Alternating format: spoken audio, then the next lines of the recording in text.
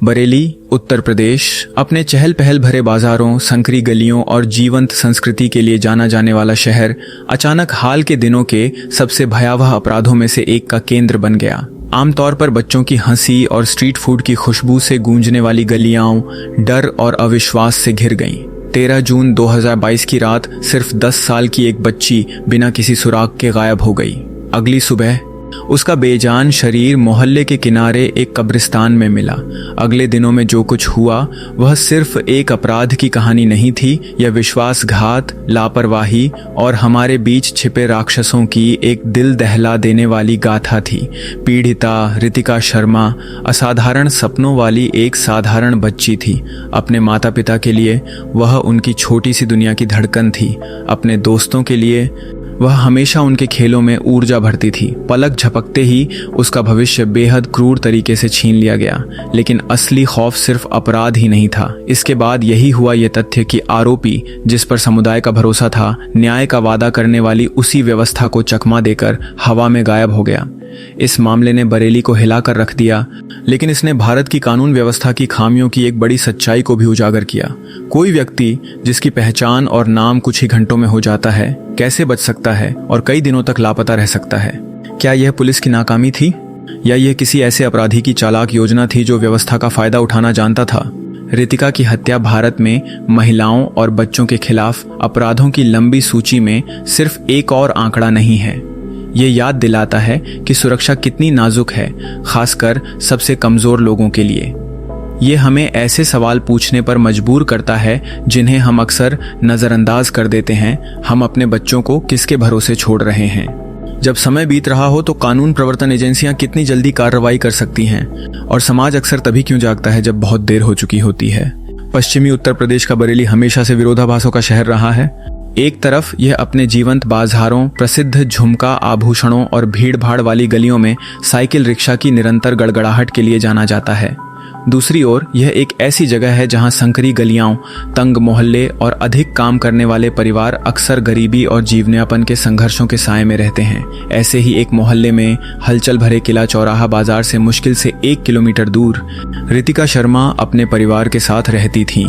उनका साधारण 2 कमरों का घर एक संकरी गली के अंत में था, जिसकी दीवारें फीके नीले रंग से रंगी थीं और एक छोटा सा बरामदा था जहां गर्मियों की धूप में कपड़े सूखने के लिए टांगे रहते थे। रितिका के पिता रमेश शर्मा दिहाड़ी राजमिस्त्री के रूप में काम करते थे। उनके दिन सूर्योदय से पहले शुरू होते थे।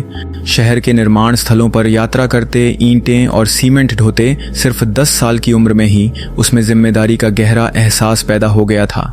हर सुबह वह अपने छोटे भाई अनुज को स्कूल के लिए तैयार होने में मदद करती और फिर सड़क के पास सरकारी प्राइमरी स्कूल में अपनी कक्षाओं में भाग जाती। उसके शिक्षक उसे एक होशियार छात्रा के रूप में याद करते थे, शांत लेकिन जिज्ञासु, रेखा चित्र बनाने के शौकीन और कहानियों के प्रति आकर्षण से भरपूर। अपनी नोटबुक के कवर पर उसने बड़े बड़े बेढंगे अक्षरों में लिखा था, एक दिन मैं शिक्षिका बनूंगी। शर्मा परिवार भारत भर के लाखों निम्न मध्यम वर्गीय परिवारों की तरह जीवन जीता था, छोटी छोटी खुशियों पर टिके सपने, कठिनाइयों से निरंतर संघर्ष के साथ। फिर भी उन्हें छोटी छोटी चीजों में खुशी मिलती थी। शाम को मंदिर की सैर, रविवार को समोसे खरीदने के लिए बाहर जाना और बिजली जाने पर देर रात छत पर बातें करना। रमेश और सुनीता के लिए उनके बच्चे ही उनकी दुनिया थे। उनके पास बहुत कम था, लेकिन उनका मानना था कि शिक्षा और अच्छे संस्कार रितिका और अनुज को उनसे बेहतर जीवन दे सकते हैं। लेकिन इसी मोहल्ले में जिंदगी की साधारण नीरसता के पीछे एक ऐसा आदमी छिपा था जो एक ही रात में सब कुछ तहस नहस कर देगा। बगल वाली गली में 32 साल का ट्यूशन टीचर सुरेश तिवारी रहता था। सालों से सुरेश उन बच्चों को मुफ्त कोचिंग देकर इलाके के परिवारों का विश्वास जीत रहा था जो निजी कक्षाओं का खर्च नहीं उठा सकते थे। माता पिता उसे एक सम्मानित व्यक्ति मानते थे, एक शिक्षित, मृदुभाषी और युवा मन का मार्गदर्शन करने को तैयार व्यक्ति। बच्चे अक्सर अपनी नोटबुक और पेंसिल लेकर साइकिल से उसके किराए के घर आते जाते देखे जाते थे, लेकिन उसकी विनम्र मुस्कान और सावधानी से घड़ी गई छवि के पीछे कुछ खामियां थीं जिन पर बहुत कम लोगों का ध्यान गया था। कुछ माता पिता ने दबी जुबान में शिकायत की थी कि सुरेश अक्सर कक्षाओं के दौरान अपना आपा खो देता है, छोटी लड़कियों से अजीबोगरीब निजी सवाल पूछता है या फिर उनका नजरिया अजीब होता है। ज्यादातर लोग इसे जरूरत से ज्यादा सोचना कहकर टाल देते थे। आखिरकार एक ऐसे समुदाय में जहां पढ़े लिखे पुरुष कम थे, सुरेश को एक वरदान माना जाता था। रितिका भी पिछले साल कुछ समय के लिए उनकी कोचिंग में गई थी, लेकिन जब उसने शिकायत की कि उसे सर के डांटने का तरीका पसंद नहीं आया तो उसके माता पिता ने उसे स्कूल से निकाल दिया। सुनीता के लिए यह एक मामूली शिकायत लग रही थी, चिंताजनक कुछ भी नहीं। उसे क्या पता था कि उसके आसपास उसकी सहज बेचैनी वास्तव में कितनी खतरनाक थी। 13 जून 2022 को शर्मा परिवार में जीवन हमेशा की तरह चल रहा था। चिलचिलाती गर्मी की धूप बरेली की गलियों को झुलसा रही थी, जबकि घरों के अंदर छत के पंखे लगातार चल रहे थे। रितिका दोपहर करीब 2 बजे स्कूल से लौटी थी। उसका चेहरा गर्मी से लाल हो गया था, उसकी वर्दी उसकी पीठ से चिपकी हुई थी। उसने ठंडे पानी से भरा एक स्टील का गिलास पिया, पंखे के नीचे बैठ गई और जल्दी से अपनी नोटबुक में रेखा चित्र बनाने लगी, एक पेड़ का चित्र जिसके नीचे बच्चे खेल रहे थे। उसके पिता उस शाम देर से लौटे थे, थके हुए। उनकी कमीज पसीने और सीमेंट की धूल से भीगी हुई थी। उन्होंने मुस्कुराते हुए रितिका के हाथ में 5 रुपये का सिक्का रखा। जाओ अपने और अनुज के लिए चॉकलेट खरीदो। रितिका की आंखें खुशी से चमक उठीं। रात के 8 बज चुके थे और बाहर की संकरी गली अब शांत होने लगी थी। हालांकि कुछ दुकानों में अभी भी ट्यूबलाइटें टिमटिमा रही थीं। सिक्का पकड़े हुए रितिका ने अपनी माँ से कहा कि वह 10 मिनट में वापस आ जाएगी। ज्यादा दूर मत जाओ, सुनीता ने पुकारा। उसकी आवाज में हर माता पिता की सहज चिंता झलक रही थी। रितिका ने सिर हिलाया और बाहर निकल गई। उसकी पतली चोटियां उसकी पीठ से टकरा रही थीं। वह आखिरी बार था जब उसके परिवार ने उसे जिंदा देखा था। 10 मिनट बीत गए, फिर 20, फिर 1 घंटा। रितिका वापस नहीं लौटी। पहले तो सुनीता ने सोचा कि वह दोस्तों से बातें करने के लिए रुकी होगी, लेकिन जब गली में सन्नाटा छा गया और नुक्कड़ वाले दुकानदार ने कहा कि उसने उसे उस रात नहीं देखा, तो घबराहट फैल गई। रमेश दौड़कर बाहर आया और हर गली में उसका नाम पुकारा। पड़ोसी भी टॉर्च और मोबाइल की फ्लैशलाइट लेकर उनके साथ हो लिए। आधी रात तक पूरी गली में लोग तलाशी ले रहे थे, छतों, नालियों और सुनसान कोनों की जांच कर रहे थे। स्थानीय पुलिस स्टेशन को सूचना दी गई, लेकिन प्रतिक्रिया सुस्त थी। अफसरों ने परिवार से कहा, सुबह तक इंतजार करो, हो सकता है लड़की किसी रिश्तेदार के घर चली गई हो। सुनीता अनुज को सीने से लगाए फूट फूट कर रो रही थी, जबकि रमेश एक गली से दूसरी गली भाग रहा था। उसे यकीन ही नहीं हो रहा था कि उसकी बेटी ऐसे गायब हो सकती है। 14 जून की सुबह लगभग 5 बजे जब भोर हुई, तभी यह दुस्वप्न सामने आया। पानी लेने जा रहे लड़कों के एक समूह को कॉलोनी के बाहर पुराने कब्रिस्तान के पास कुछ दिखाई दिया। जो पहले कपड़ों के बंडल जैसा लग रहा था, वह एक छोटी बच्ची का शव निकला। उसकी वर्दी फटी हुई थी, चेहरे पर चोट के निशान थे और ठंडी जमीन पर उसका छोटा सा शरीर बेजान पड़ा था। जब यह बात फैली कि यह शव रितिका का है, तो अफरा तफरी मच गई। सुनीता वहीं बेहोश हो गई। रमेश उसके बगल में गिर पड़ा और तब तक चीखता रहा जब तक उसकी आवाज बंद नहीं हो गई। पड़ोसी स्तब्ध होकर खामोश खड़े रहे। उन्हें यकीन ही नहीं हो रहा था कि उनके बीच ऐसी भयावह घटना घटी है। कुछ ही घंटों में पुलिस पहुंच गई, कब्रिस्तान को सील कर दिया और प्रारंभिक जांच की। लेकिन तब तक एक तूफान उठना शुरू हो चुका था, सिर्फ शर्मा परिवार में ही नहीं बल्कि पूरे बरेली में। शहर ने एक बच्चे को खो दिया था और उसकी सबसे काली जांचों में से एक की घड़ी की टिक टिक शुरू हो गई थी। बाद में पुलिस की जांच के अनुसार सुरेश तिवारी हफ्तों से रितिका पर नजर रख रहा था। उसका छोटा सा किराए का मकान शर्मा परिवार से बस कुछ ही दूरी पर था। वह अक्सर उसे शाम को काम निपटाते देखता था, कभी नुक्कड़ की दुकान पर, कभी पानी लाने। उसके विकृत मन में रितिका कमजोर थी, एक कमसिन लड़की, भरोसेमंद, मासूम और इतनी छोटी कि उसे दबा सके। उस मनहूस रात जब रितिका हाथ में 5 रुपये का सिक्का लेकर बाहर निकली, सुरेश ने उसे देख लिया। उसने दुकान की ओर जाने वाली गली में उसे रोक लिया। बाद में प्रत्यक्षदर्शियों ने बताया कि उसने उसे अपनी जेब से चॉकलेट देने की पेशकश की थी, यह कहकर कि दुकान जल्दी बंद हो जाती है और वह उसके घर से ले सकती है। रितिका के लिए उस पर अविश्वास करने का कोई कारण नहीं था। वह एक ट्यूशन टीचर था जिसे इलाके में हर कोई जानता था, जिसके पास उसकी सहेलियां अक्सर आती थीं। वह उसके पीछे चली गई। उस एक पल के गलत भरोसे ने उसकी किस्मत तय कर दी। सुरेश का किराए का कमरा खाली था। एक कोने में सरकाई हुई खाट, एक स्टील का ट्रंक, एक प्लास्टिक की कुर्सी और एक पीली रोशनी वाला बल्ब। किसी और के लिए यह बस एक संघर्षरत कुंवारे का कमरा था, लेकिन उस रात यह दहशत का कमरा बन गया। जैसे ही रितिका अंदर दाखिल हुई, सुरेश ने दरवाजा बंद कर दिया। छोटी बच्ची दहशत में आ गई। उसने जाने के लिए कहा, लेकिन उसकी मिन्नतें खामोश कर दी गईं। इसके बाद जो हुआ वह क्रूरता थी जो किसी भी बच्चे को कभी नहीं सहनी चाहिए। उस पर हमला किया गया, उसकी मासूमियत उसकी राक्षसी इच्छाओं के बोझ तले कुचल गई। जब वह जोर जोर से रोने लगी और अपने माता पिता को बताने की धमकी देने लगी तो सुरेश नियंत्रण खो बैठा। पोल खुलने के डर से उसका डर जल्दी ही गुस्से में बदल गया। उसने खाट पर पड़े कपड़े का एक टुकड़ा पकड़ा और पूरी ताकत से उसका गला घोंट दिया। रितिका ने संघर्ष किया, उसके हाथों को नोचने लगी और हाँफने लगी, लेकिन वह सिर्फ 10 साल की थी। कुछ ही मिनटों में उसका छोटा शरीर शिथिल पड़ गया। उसके बाद जो सन्नाटा छा गया वह सिहरन पैदा करने वाला था।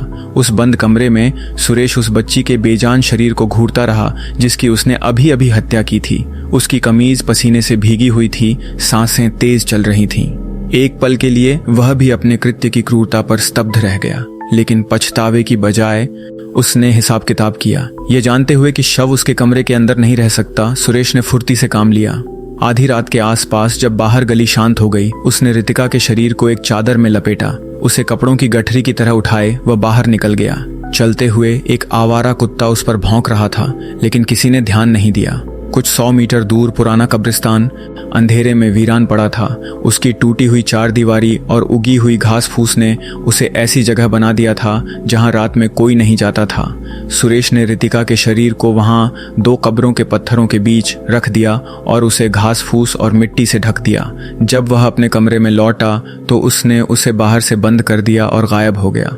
भोर होते होते उसका किराए का घर वीरान हो गया था। अंदर उसका सामान जस का तस पड़ा था। वह ऐसे गायब हो गया था मानो वह वहां कभी रहा ही न हो। अगली सुबह जब लड़कों ने रितिका का शव देखा तो वह दृश्य दिल दहला देने वाला था। उसकी स्कूल यूनिफॉर्म फटी हुई थी, उसके बाल मिट्टी से उलझे हुए थे, उसके छोटे छोटे हाथ कसकर मुड़े हुए थे मानो उसने आखिरी पल तक संघर्ष किया हो। उसके चेहरे से झलकने वाली मासूमियत अब हिंसा की क्रूरता में बदल गई थी। बाद में फॉरेंसिक टीमों ने इस दृश्य को घबराहट में किया गया बताया। शव पर गला घोंटने के स्पष्ट निशान थे, गले में बंधी पट्टियों के निशान, प्रतिरोध के कारण हाथ पैरों पर चोट के निशान और हमलावर के शरीर पर गहरी खरोंचें जो उसकी हताशा भरी लड़ाई के सबूत थे। कब्र खोदने या उसे ठीक से छिपाने की कोई कोशिश नहीं की गई थी। यह पकड़े जाने के डर से जल्दबाजी में किया गया एक काम था। कब्रिस्तान खुद अपराध की मूक गवाही दे रहा था। टूटी हुई दीवार से घटनास्थल तक पैरों के निशान मिले थे। बाद में एक फेंकी हुई चादर बरामद हुई जिसके रेशे रितिका के कपड़ों पर मिले रेशों से मेल खाते थे। खबर जंगल की आग की तरह फैल गई। कुछ ही घंटों में पूरा मोहल्ला कब्रिस्तान के पास जमा हो गया। माताओं ने अपनी बेटियों को और कसकर पकड़ लिया, पिताओं ने गुस्से से अपनी मुट्ठियां भींच लीं। जब किसी ने बताया कि सुरेश का कमरा आधी रात से बंद है तो कानाफूसी आरोपों में बदल गई। पहेली के टुकड़े बहुत जल्दी फिट हो गए और शक पूरी तरह से सुरेश पर गया। नाम सुनते ही रमेश शर्मा टूट गए। उन्हें याद आया कि कैसे रितिका ने एक बार कहा था कि वह ट्यूशन टीचर के आसपास सहज महसूस नहीं करती और इसे अनदेखा करने के लिए उन्हें अपराध बोध ने घेर लिया। सुनीता के लिए दुख शब्दों से परे था। वह जमीन पर बैठ गई। उसकी साड़ी का पल्लू उसके आंसुओं से सने चेहरे को ढंक रहा था। आगे पीछे हिल रही थी, बस एक ही बात दोहरा रही थी। वह तो बस एक बच्ची थी और बढ़ती नाकाबिलियत के एहसास से।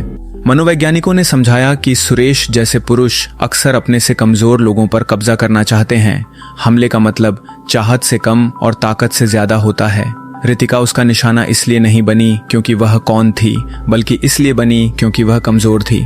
उसके विकृत तर्क के अनुसार उसे चुप कराना ही खुद को खुलासे से बचाने का एकमात्र तरीका था, लेकिन उसकी लाश को इतनी लापरवाही से फेंक देने की घटना ने ही उसकी घबराहट जाहिर कर दी।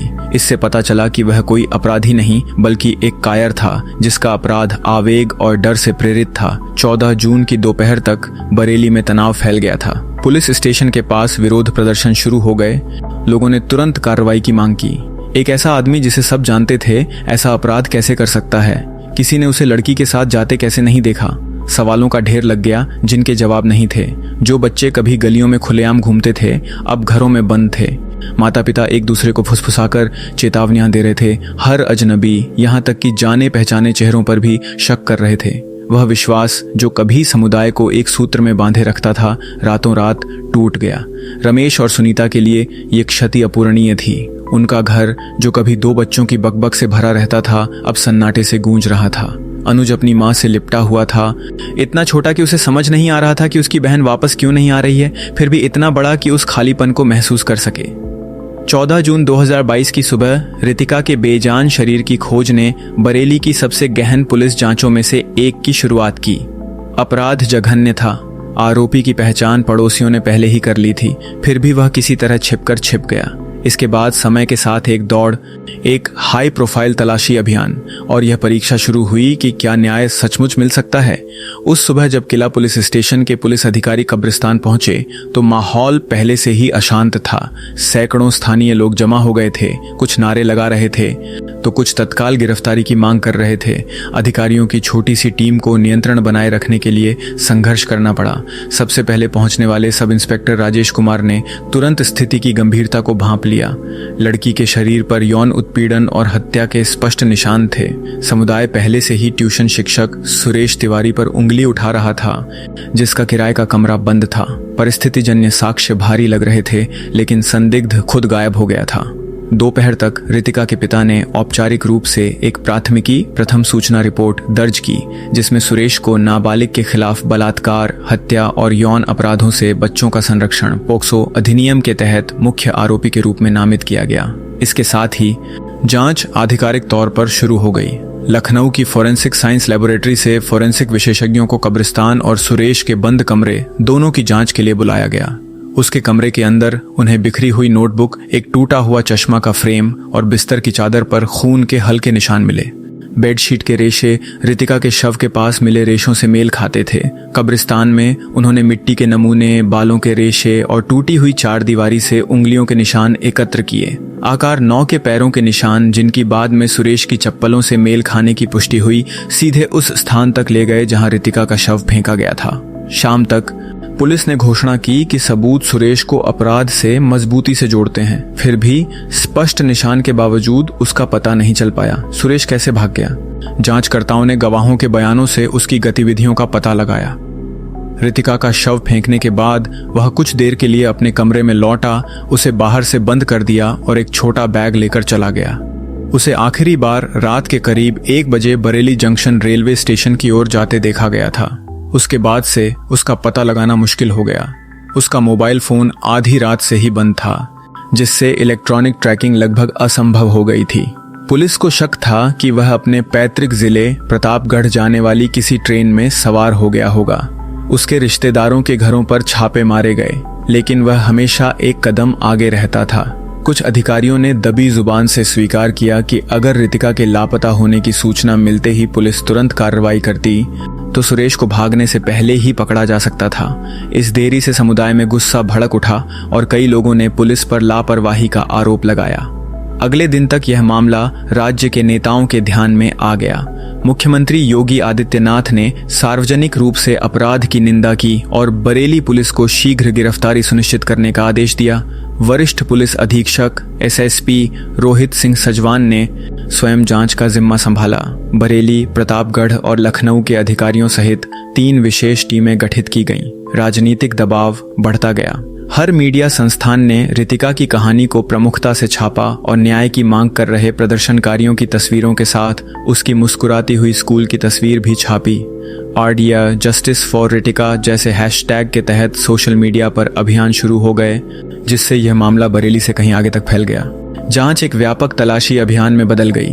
पुलिस ने सुरेश के कमरे और कब्रिस्तान के आसपास मोबाइल गतिविधियों पर नजर रखने के लिए जियो फेंसिंग तकनीक का इस्तेमाल किया। सैकड़ों नंबरों की जांच की गई और सुरेश के कई साथियों से पूछताछ की गई। रेलवे स्टेशनों, बस अड्डों और टोल प्लाजा पर टीमें भेजी गईं। सुरेश के चेहरे वाले पोस्टर बरेली, शाहजहांपुर और प्रतापगढ़ में चिपका दिए गए। लाउडस्पीकरों से घोषणाएं की गईं कि उसे शरण देने वाले किसी भी व्यक्ति पर कानूनी कार्रवाई की जाएगी। इन सब के बावजूद सुरेश गायब हो गया लगता था। अफवाहें उड़ी, कुछ ने दावा किया कि वह दिल्ली भाग गया है, दूसरों का मानना था कि वह मध्य प्रदेश में घुस गया है। हर झूठी सूचना ने कीमती घंटे बर्बाद किए। इस अफरा तफरी के बीच फॉरेंसिक नतीजों ने अहम पुष्टि की। रितिका के शरीर से लिए गए डीएनए नमूने सुरेश की चादर से मिले जैविक अंशों से मेल खा गए। उसके खिलाफ मामला अब कम से कम वैज्ञानिक रूप से मजबूत हो गया था, लेकिन इससे पुलिस की मुस्तैदी और भी बढ़ गई।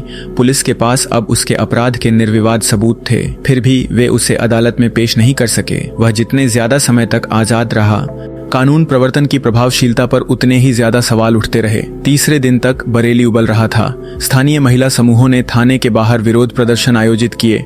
रितिका की याद में मोमबत्तियां जलाई गईं। जिस गली में वह कभी खेलती थी वह उसके हत्यारे की गिरफ्तारी की मांग वाले पोस्टरों से भर गई। रमेश शर्मा सबसे आगे खड़े थे, खाना खाने से इनकार कर रहे थे और कसम खा रहे थे कि जब तक उनकी बेटी का हत्यारा सलाखों के पीछे नहीं पहुंच जाता तब तक वे घर नहीं लौटेंगे। उनके दुखी शब्द टीवी पर बार बार दोहराए जा रहे थे। मेरे बच्चे की हंसी छीन ली गई। अगर पुलिस उसे पकड़ नहीं पाई तो दूसरों के लिए क्या उम्मीद बची है? सुनीता के लिए यह क्षति असहनीय थी।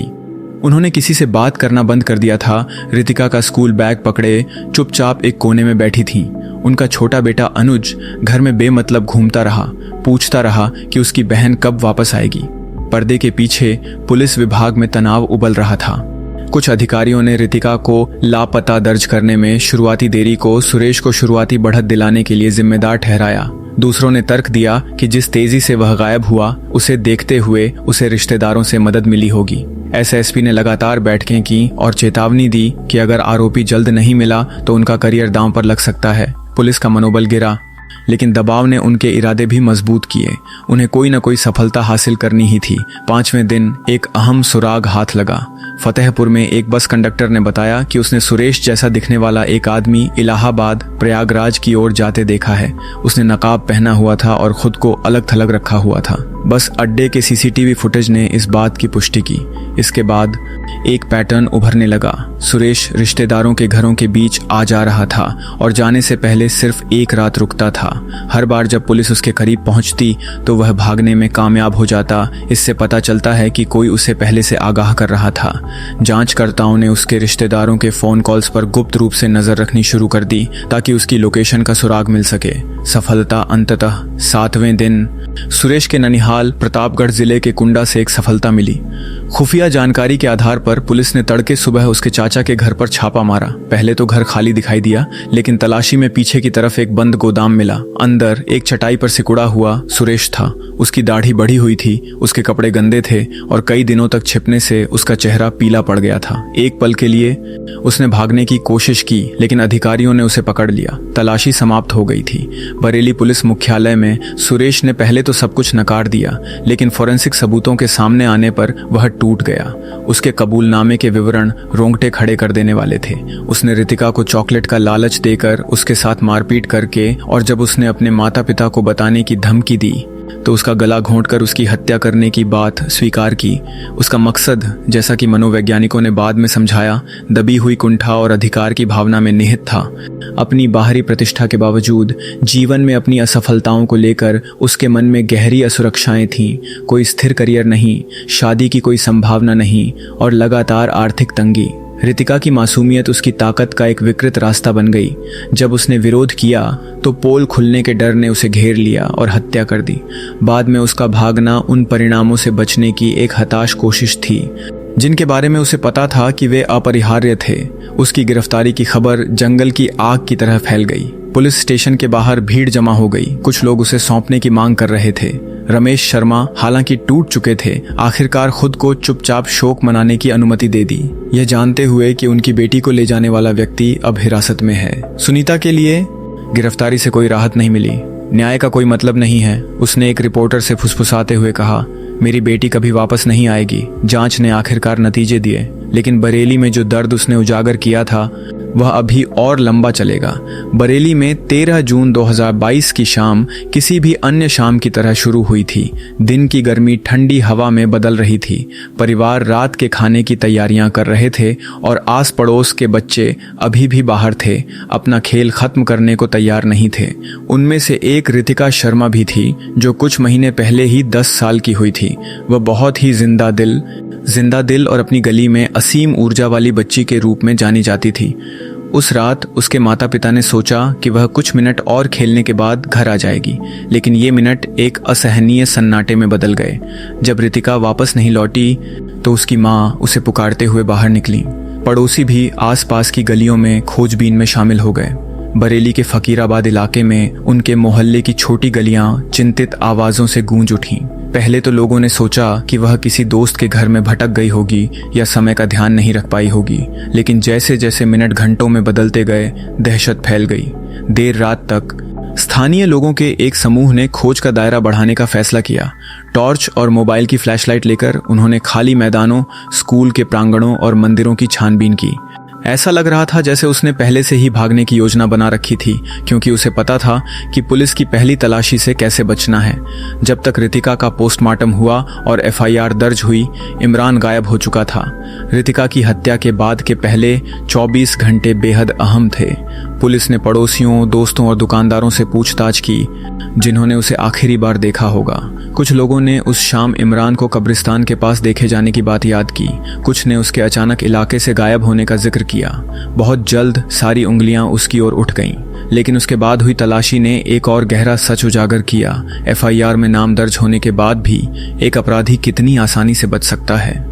रितिका के माता पिता के लिए वे घंटे असहनीय थे। उन्हें न सिर्फ अपनी बेटी के जाने का गम सहना पड़ा, बल्कि यह जानकर भी निराशा हुई कि आरोपी आजाद है, घूम रहा है, छिपा हुआ है, जबकि उनकी बच्ची ताबूत में पड़ी है। बरेली का माहौल गुस्से से भर गया।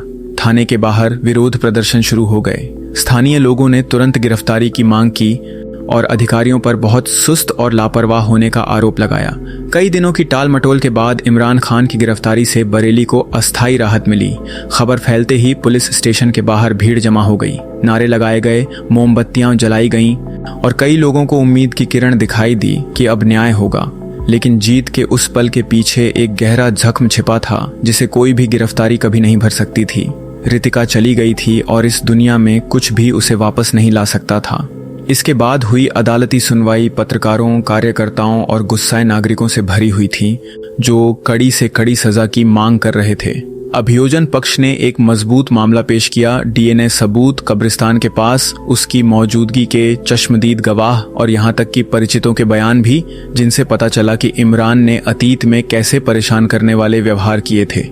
सबूतों को नकारा नहीं जा सका और कुछ ही महीनों में मुकदमा उस फैसले के साथ समाप्त हुआ जिसका सभी को इंतजार था। इमरान खान को मौत की सजा सुनाई गई, लेकिन कहानी उसके दोषी ठहराए जाने के साथ ही खत्म नहीं हुई। रितिका के माता पिता के लिए हर अदालती तारीख, हर सुर्खी और मामले का हर जिक्र जख्म को फिर से हरा कर रहा था।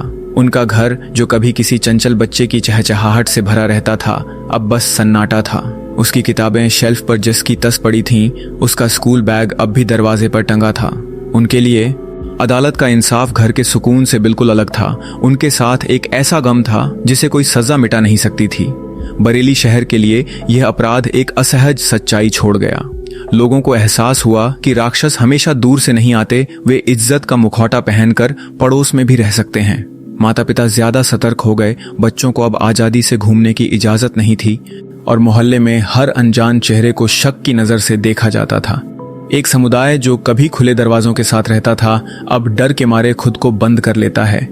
बड़े पैमाने पर रितिका के मामले ने भारत की न्याय व्यवस्था की खामियों को उजागर किया। सवाल उठे, एफआईआर में पहले से ही नामजद एक आदमी का पता लगाने में इतना समय क्यों लगा? तुरंत निगरानी या कड़ी सीमा जांच क्यों नहीं की गई? और सुधारों और फास्ट ट्रैक अदालतों के वादों के बावजूद ऐसे मामले बार बार क्यों दोहराए जाते हैं? कार्यकर्ताओं ने तर्क दिया कि जब तक व्यवस्थागत बदलाव नहीं किए जाते, बेहतर पुलिसिंग, मजबूत सामुदायिक सतर्कता और तेजी से मुकदमे रितिका जैसे पीड़ितों की सूची केवल लंबी होती जाएगी। अंततः रितिका की कहानी सिर्फ एक सुर्खी नहीं बन गई, यह एक चेतावनी बन गई। एक चेतावनी कि अपराध के हर आंकड़े के पीछे एक चेहरा, एक परिवार और एक चुराया हुआ भविष्य छिपा है। एक चेतावनी कि देर से मिला न्याय से वंचित होने जैसा लगता है।